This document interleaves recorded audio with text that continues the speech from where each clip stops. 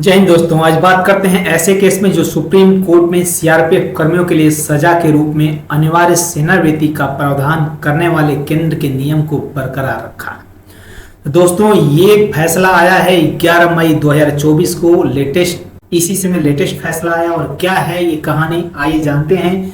जबकि आप जानते हैं कि सीआरपीएफ की सर्विस 60 साल की एज तक की जाती है और 60 साल की एज तक रहती है।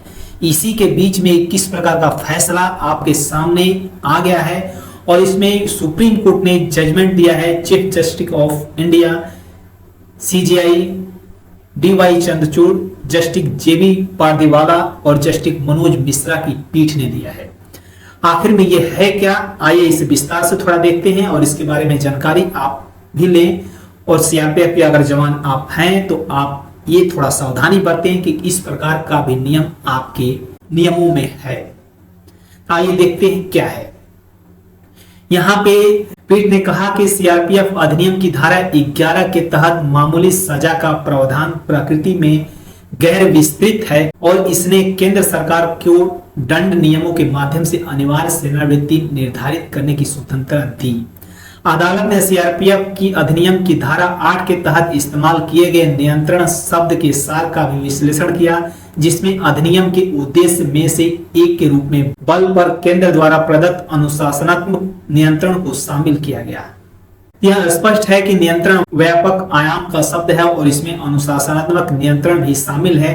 इसलिए हमारे विचार में यदि सीआरपीएफ अधिनियम केंद्र सरकार के बल पर नियंत्रण निहित करने की परिकल्पना करता है तो धारा 11 के तहत लगाए जाने वाले विभिन्न दंड अधिनियम के तहत बनाए गए नियमों के अधीन है, तो केंद्र सरकार अपने सामान्य नियमों बनाने की शक्ति के अभ्यास में है। बल पर पूर्ण और अप्रभावी नियंत्रण सुनिश्चित करने के लिए उस धारा में निर्दिष्ट दंडों के अलावा अन्य दंड भी निर्धारित कर सकती है। इसमें अनिवार्य सेवानिवृत्ति की सजा भी शामिल है। तो दोस्तों, इस प्रकार से ये नियम, और इस मामले में आपको बता दें कि एक जवान, एक कांस्टेबल जो अनिवार्य सेवानिवृत्ति की सजा से संबंधित, जो पहले अपने सहकर्मी पर हमला के आरोप में जब जांच अधिकारी द्वारा जांच किया जाता है तो 16 फरवरी 2006 को उसे अनिवार्य सेवानिवृत्ति की सजा दे दी जाती है और उसे अनिवार्य सेवानिवृत्ति दे दी जाती है। इससे प्रभावित होकर प्रतिवादी विभाग में ही, वो कांस्टेबल अपने विभाग में ही एक अपील दायर करता है जो 28/7/2006 को उसे खारिज कर दिया जाता है। इस प्रकार से वो उस खारिज होने के बाद वो जवान, वो कांस्टेबल फिर उड़ीसा हाई कोर्ट के समक्ष रीट याचिका दायर करता है। उसे अधिनियम की धारा 11(1) के तहत अनिवार्य सेवानिवृत्ति का प्रावधान नहीं करती। इस प्रकार वहां से यानी उड़ीसा हाई कोर्ट से उसके फेवर में यह आदेश आ जाता है और वहां से वो जीत जाता है।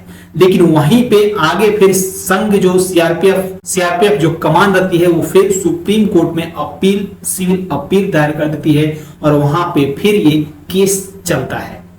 तो इस प्रकार से वहां पे केस चलते चलते अभी एक केस फाइनल हुआ है जहां पे सीआरपीएफ की तरफ से additional solicitor general ASG Aishwarya Bhati संघ की ओर से उपस्थित होती हैं और वह मुख्य बिंदुओं से कोर्ट को अवगत कराती हैं और तर्क देती हैं। और इस प्रकार तर्कों से संतुष्ट होकर यानी सुप्रीम कोर्ट की तरफ से ये आदेश जारी हो जाता है कि नहीं, अनिवार्य सेवानिवृत्ति जो नियम है दंड के तौर पर वो सही है।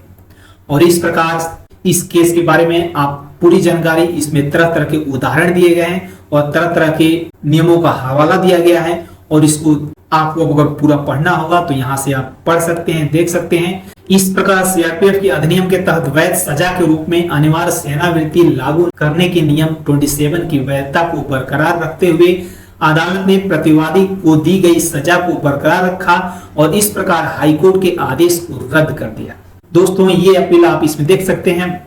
मामला है भारत संघ एवं बनाम संतोष कुमार तिवारी, सिविल अपील संख्या 6135/2024 में आप इसे देख सकते हैं और वहां पे आप पूरा उसका पढ़ सकते हैं। तो दोस्तों, कहने का मतलब ये कि आप अगर सीआरपीएफ से हैं तो इस प्रकार का इस प्रकार का दंड का प्रावधान है अगर आप, जिसमें आपको अनिवार्य सेवानिवृत्ति का दंड मिल सकता है। ओके दोस्तों, धन्यवाद, जय हिंद।